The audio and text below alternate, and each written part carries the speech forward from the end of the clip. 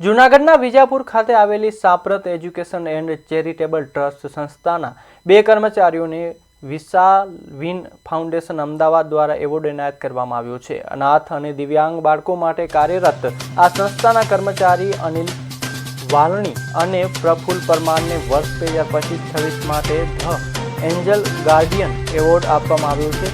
સાંપ્રત સંસ્થા છેલ્લા 16 વર્ષથી દિવ્યાંગ ક્ષેત્રે શ્રેષ્ઠ કામગીરી કરી રહી છે। ગયા વર્ષે પણ સંસ્થાને આ ક્ષેત્રે એવોર્ડ મેળવ્યો હતો। આ વર્ષ સંસ્થાના 2 કર્મચારીઓની શ્રેષ્ઠ કામગીરીને ધ્યાનમાં રાખીને એવોર્ડ અપાયો છે। આ સન્માનથી સંસ્થાના હિતેક્ષુઓએ અભિનંદન પાઠવ્યા છે।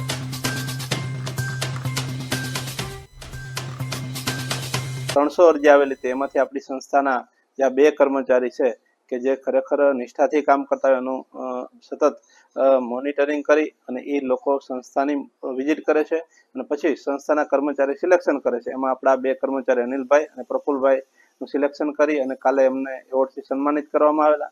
ખરેખર રાજકોટ આ કાર્યક્રમ રાખેલ ત્યાંના કમિશનર શ્રી સુમેરા સાહેબના હસ્તે આ બંને